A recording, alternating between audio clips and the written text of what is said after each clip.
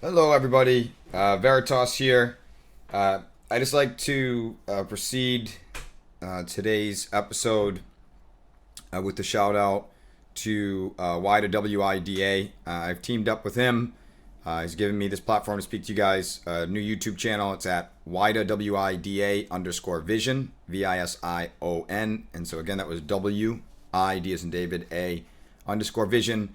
On all platforms. If you're a creative and you'd like to feature here, we're looking for content creators, artists, designers, musicians, developers, and much more to get involved. So get in touch if you have talent that you'd like to share and work with some other like-minded creative individuals. The link will be in the description.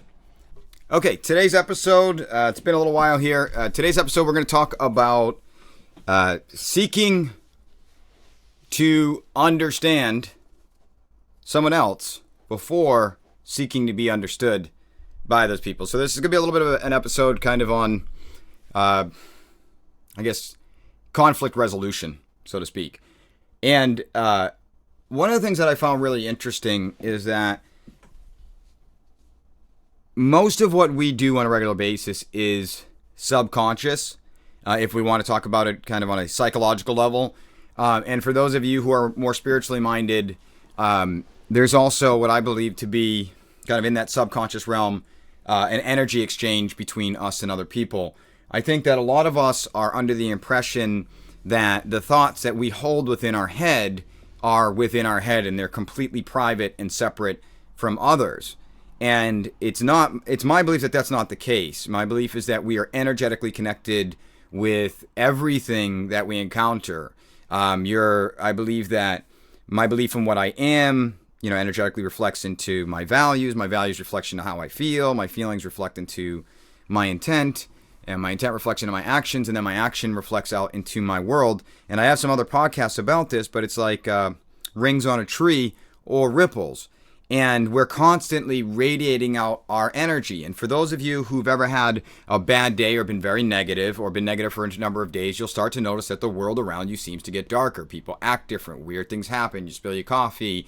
Someone's rude to you here or someone's rude to you there. And on days when you go out and you have a really positive energy, it seems like the universe returns the favor. Now, some of you could say, no, well, I tried one day. I woke up and I said, I'm going to have the best day in the world, and these things happened. Well, we are very complex creatures. You may look at yourself as, hey, I'm Bob, or I'm Jim, or I'm Mitch, or I'm Amy, or something like that, and look at it as though you're just a singular being on a physical level. But even from a physical level, if we take all spirituality aside, you consist of 30 trillion living organisms. 30 trillion. You have limbs, you have toes, you have skin, you have cells, you have fungi, you have bacteria, you have virals, you have all of these things, and they make you up. And the same thing goes for you. So on a spiritual level, or we could even say it on a mind level, right? So remember in some of our previous podcasts, we had gone over, I've added a new one to it since then, but it basically the 5 rings of what you are, right? There is your belief in what I am. Right, that's the center of that tree, the center of where if you drop a pebble into the water, or or in the spiritual level, the ether, right? It's all perfectly still. You drop a pebble in there, that's your I am. Your I am now that pebble creates the next ring. That next ring is your belief in what you think you need and what you think you want, and it will be directly proportional to the thought and the frequency of what you think you are. Right, and then the next ring will be a projected reflection of that. And it's going to be how you feel in that moment relative to what degree what you want is happening versus, what you need not to happen, right? And then those feelings are going to reflect out into what you intend to do about it, right? And then that's going to project and it's going to reflect out into what you actually do into the physical world, right? And then so those are the 5 rings that make up you. And then there's an outer ring, and that outer ring is your outside world. And that outside world is... Now, the interesting thing about that, so when you look at those ripples, the rock dropped into the water is the thing that made all of the ripples. Whether the ripples realize it or not, the rock is mathematically 100% responsible for the shape, the size, the energy, everything in those ripples was decided by that rock dropping in there. Now you could look at it, let's say you look down, there's these 5 ripples coming out, and you say, wow, look at these ripples, they're doing these things. No, they're mathematically projected reflections. And that's how life works. And that's really the game here, is to realize that each ring is going to be an inverted projected reflection of the one before it. And so you have to figure out kind of how to navigate life going through these 5 rings where each one's an inverted reflection of the other one. Right? And so I'll give you kind of an example. If I think that I am Bob. Now here's one of the really amazing things. In Scripture, I should have just scanned it over too because I don't have this one memorized. But I'll just give it a whirl here. Definitely paraphrase. I think it's in Matthew. Jesus says, more or less, give your life unto me, and basically give up your life for me to follow me. And he's talking about the Spirit of Christ, not the man, not the Son of Man, but the Son of God. The Spirit of Christ, which is love. It says basically, give your life to love to save it, and all things will be given unto you. That's what it's saying, right? Now, why is that important? Now, for most of us, myself included, when I first heard, actually, I heard it after I'd already done it. But if I had heard a phrase like that, it would have really activated my ego. Surrender my life to what? To who? Huh? Just some guy from thousands of years ago. Who knows who wrote that? Blah, blah, blah, blah, blah. But there's actually a logical, psychological, and of course spiritual reason behind what it's saying there. So what we don't realize is when you're born, you got to really think about this. When you're born, you come out of the womb. And if you're a male, man, I could do a whole thing on this. If you're a male, a stranger grabs you and chops off the most sensitive part of your body, which isn't just skin, by the way. There's 3 organs in there, without any anesthesia. So basically, if you're a boy, you're born to this world, some stranger rips you away from your mother and sexually traumatizes you, chops off the most sensitive part of your body with no anesthesia for no medical reason. That is a whole nother thing. But you know what? You deal with it. And shortly thereafter, you're not crying anymore, right? And then you go through your life, in those first few months, you know nothing. And I want people to really understand what is happening when a child is learning to move its hand or its fingers or its toes. It has no contrast. It has no language. It has no incentive other than just to do it. And it sits there and its brain is rapidly firing out frequencies. 0, 1, 1, 1, 1, 1, 1, 0, 0, 1, 1, 1, 1, 1. And all of a sudden, this thing moves. Now, it doesn't say, oh, my pinky moved. It doesn't even know what a pinky is. It doesn't even know what a hand is. It will go on to keep trying. Then it's 0, 2, 2, 2, 2, 1, 1, 1, 1, 0, 2, 2, 2, 2, 2. And then the next finger moves a little bit. And it's absorbing this information. It's comparing them to each other. It's building an understanding. And it's eventually, even before it has words, identifying that I have this thing that moves around when I send out these crazy thought frequencies, right? And it does that. And then it learns to move. It learns to walk. Now, if you look at a child, if you took an adult and told them, hey, for the next 6 months, you're not going to be able to move your body. You're not going to be able to know anything, and you're going to be trapped. You're going to be pooping yourself, peeing yourself. Someone's going to chop off your nether regions. It would sound like the most horrifying thing to an adult, right? But to the child, it deals with it all, and it does it happier than most adults. I have this saying that in the first 3 years of your life, everybody who's listening to this, in the first 3 years of your life, you learned and achieved more in the face of almost seemingly insurmountable adversity, things than most adults will go on to do in the next 70 years of their lives, and you did it with a bigger smile than most adults will do anything. Most adults will whine after they go out and shovel their steps. Is it because they're bad people? They're lazy? No. There's a very good reason for it.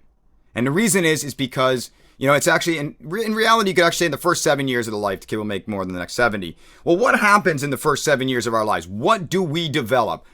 An ego, an identity. What is the identity? The identity is what I am. And what people don't understand, like in England, they'll throw babies in the water and they swim. My brother, my sister, and I, we all learned to swim by getting thrown in the water. We just doggy paddle to the side. No thinking of it. But for people that didn't have that happen, many of them could drown as adults. Why? What's the difference? Their beliefs. All things are possible to them that believeth, both good and bad. Right? And so the reality is, and people don't realize this, when I associate myself with Bob, that is a huge program of what Bob is. That means every failure that Bob has ever had is now a part of it. Every bad circumstance Bob has ever had. Every time someone with red hair with a certain type of look was mean to him. Or every time, this type of person was around. They could have been a certain race, or they could have been a certain gender identity, or something. Like all of that is tied in there because he is Bob. So when you hear that, and it all ripples out from there, folks. I'm sorry. It's such a complex mathematical formula that it might be a hard pill for people to swallow and understand that you don't do anything. It all ripples out from the I am. It's as simple as saying, just accepting the idea that you are Bob, and all of that history is now attached to Bob. And it will, and a new, so basically Bob's sitting there, and Bob is in a situation that's surrounding him, and that I am ripples out on how he's going to deal with it. I am Bob. Okay, I am Bob.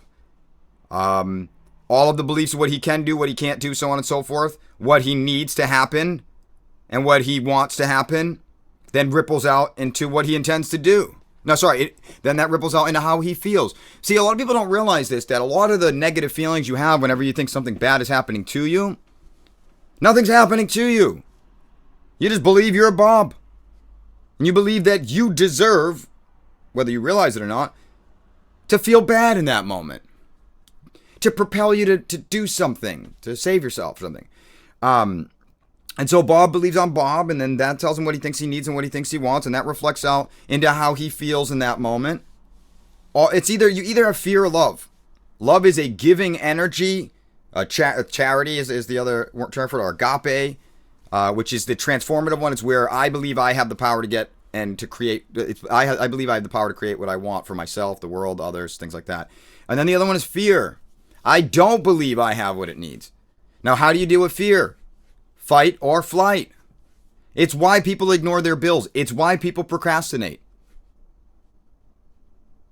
It's fear first, and then it gets angry, and that's why we project out into the world. And so this is how we all operate from that I am, but we think we operate from the doing. And that's why so many people have so much difficulty changing their lives.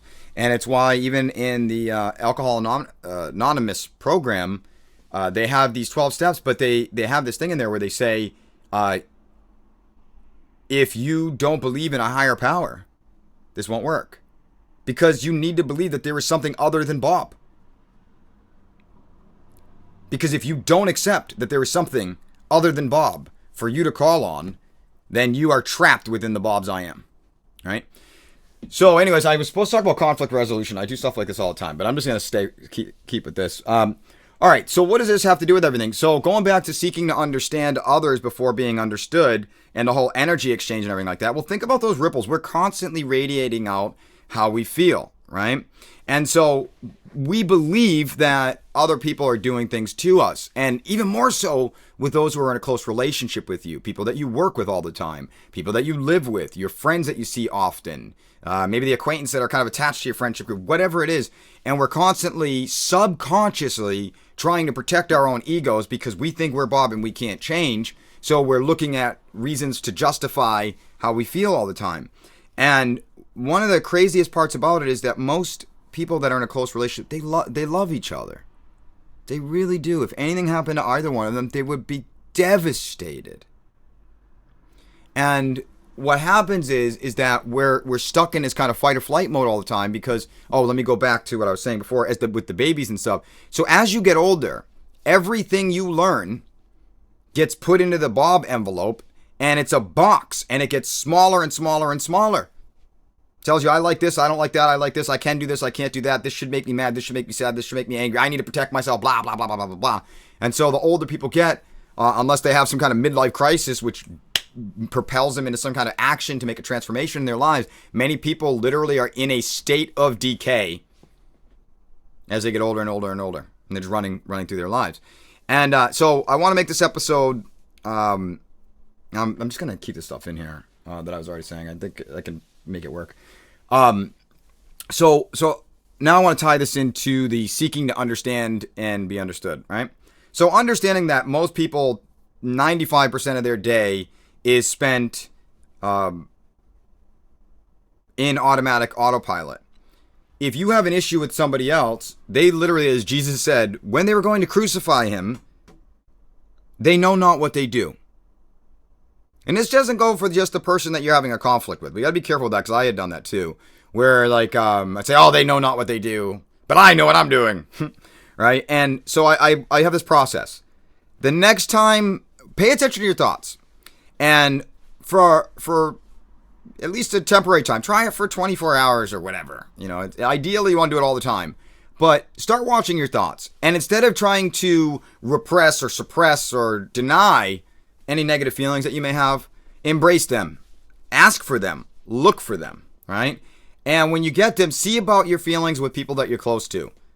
I know with myself personally, I wanted to be a good, selfless person for so long that until I really started waking up and paying more attention to my thoughts, I had no idea how much I was repressing from everybody I was around.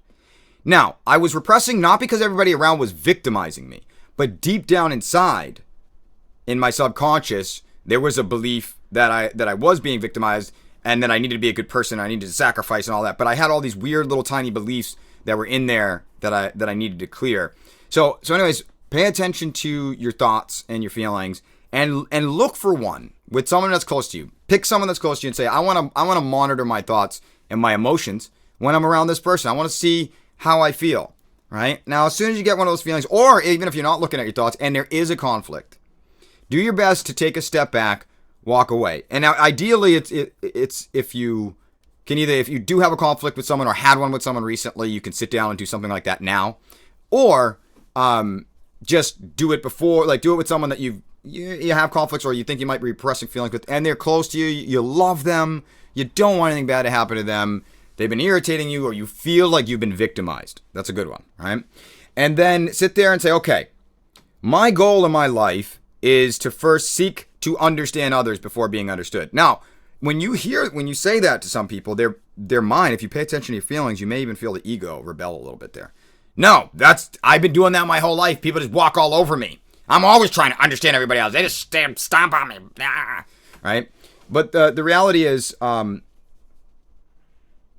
we haven't. I'll speak for myself. I wasn't. I thought I was understanding people. No, what I was understanding was that I was a victim, and I was the better person, and I was sacrificing for them. That's what my subconscious thought. I didn't see it on my conscious level, right?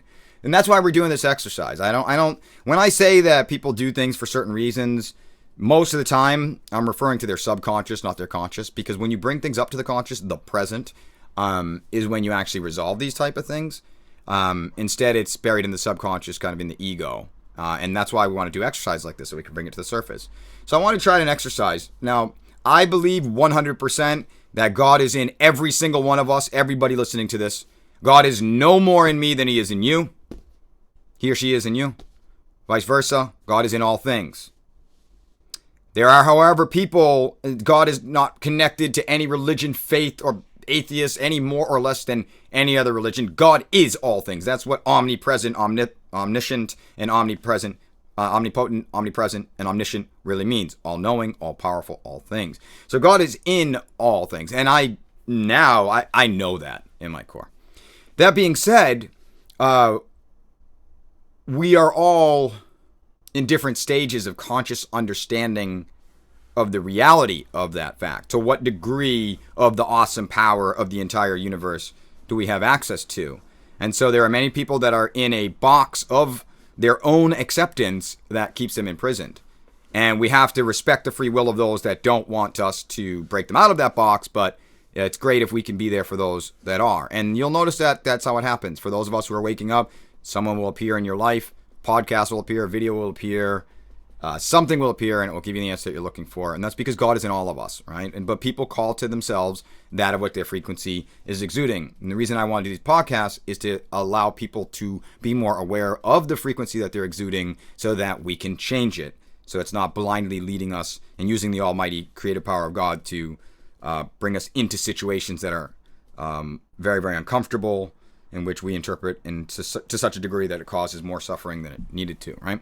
So we're all connected energetically, right? If you don't want to go off of that, then you could go on the physical realm.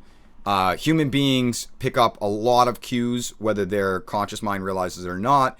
If you feel like you're being victimized, I don't care if you use the best words in the world when you're talking to them. They pick up on it. You know that. I know that. So whether we want to call it energy or we want to call it subtle hues, breathing patterns, I pick up on things like that. I've been in sales and teaching for so long that when I mean, it's a combination, actually. I think it's probably, for me, I believe it's more energy than it is the subtle cues. But, and a lot of you empaths out there, we have an ability to understand what other people are thinking because we're seeing their subconscious, whether they see it or not. So we really want to make sure that when you go to approach, because if you love someone and you're having a disagreement, especially if you feel like you're being victimized, you don't want to be victimized and you love them and you don't want to have a bad relationship with them. So we want to resolve this.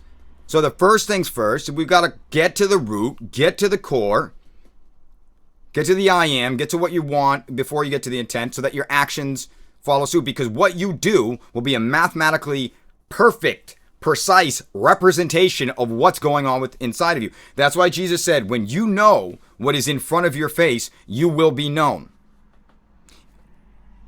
More or less, I'm going to paraphrase it. He said, when you get known, you'll reach the kingdom of heaven. He goes, if you do not come to know yourself, then you will live in poverty because you will be the poverty. What's in front of your face? Your brother, your sister. He said, another paraphrase here, for you have never looked upon another. You have only looked upon yourself. And that's a whole series of podcasts I could go on. But we really are a lot more connected than people think we are. Like all the heart, your heart consists of billions of living, conscious organisms that are all working in harmony because they realize, although they are separate, they are one. They are the heart. It's only when the organisms begin to think that they are not in the same body and they lose cohesive harmony that they become dis-ease. That's a whole nother podcast I could do as well. So anyways, I want you guys to try this out. Take someone that you feel like you're being victimized from or something like that. And I want you to just, now, here's the thing. We have the almighty power of God within us. Whatever one asks for, they shall receive. All of that stuff is actually true. And you guys don't understand. I woke up a couple years ago. I didn't believe in scripture or religion or spirituality. I was a super scientific history dork. Give me the facts. I mean, I was open-minded, but I needed data. I've had more than enough information to prove to me that this is all true. So you have the almighty power of God. If you have trouble kind of understanding that, look around you. Breathe. You are alive. How did that happen? Look outside. Look at all of this stuff. We use science to describe what's created, but something created it. You know, your body has 30 trillion organisms. Just to put this into perspective, it takes, if you count one per second, it takes a little over 11 days, a lot over 11 days. So about 12 days. It takes 12 days to count to a million. Guess how many? Or how long it takes to count to 1 trillion of the 30 trillion that you have. How long does it take to count to trillion? 30,700 years times 30. And then within those are billions of atoms. If I take one atom out of your body, I can destroy an entire city with the amount of energy harnessed in there. You are not a monkey. You're not on some random accidental rock floating around a ball of fire. You're not a human having a spiritual experience. You're a spiritual being having a human one. And the reality is, You can't have a whole universe appear out of a Big Bang and have any limits other than the limits that a limitless universe would impose upon itself for the very act of the fact that it can. That's a whole nother thing. But the long story short is you are a lot more powerful than you think. But for this, we're not talking about you having the almighty power to create and manifest everything. All we're talking about is a simple conflict resolution with somebody that you love, that you want the best for, that wants the best for you. So what we're going to do is we're going to seek and we will find. We will ask so that the answer is given unto us. We will knock so the door opens. And we're going to do so in such a way that we're going to help resolve a conflict where we feel victimized by someone we love. So what we're going to do is we're going to sit down and we're going to resolve this without using the ego, the brain. Einstein said, don't use the same mind that created the problem to try and solve it. He was a genius. And as I've mentioned in previous podcasts, genius comes from the word genie. These are people that were able to think outside of their own brain to such a degree that people believe they had a genie floating above their head, giving them answers that they couldn't possibly have known. We all have that. Greater is he that is within you than he who is of the world. Unto him that is able to do exceedingly and abundantly beyond all that we ask or think, he that worketh in us. All right? We're going to call on the almighty power that's in every single one of us, that created all things, to create a conflict resolution, right? So what you want to do is you want to sit down and take this person that you feel victimized by, that you have a conflict with, and say, I am seeking. So first off, say, what is it that I want? What do I feel like I'm not getting from this person? Right? And then ask yourself, what do I want? And just let it kind of sit there. And then say, okay, now, let me try and understand the same thing for this other person. If they're behaving this way, what is it that they need? What is it that they want? What is it that I could be doing that's taking away something they want or that they need? Now, it's like magic, folks. If you do it and you do it wholeheartedly and you're seeking God, the universe, your higher self, higher power, whatever it is, something outside your own mind, your conscious, whatever you want to call it. If, you may get an answer right away. You may have a dialogue in your head. The devil and the angel on your shoulder. Or you may get nothing. Sometimes when you send it out to the universe, you wait and it comes back. Right? Now, when it does, if you're in a conflict with that person, or you'd like to discuss it, because repressed emotions are bad for both parties. It makes them both sick. It's terrible. After you've really started to understand where they came from, why not go talk to them? But when you go talk to them, this is an exploration. This is not about you defending yourself from this person or protecting yourself. Most of the things we think we need to protect ourselves from other people is silly anyways. No, they're disrespecting me. What did they do? They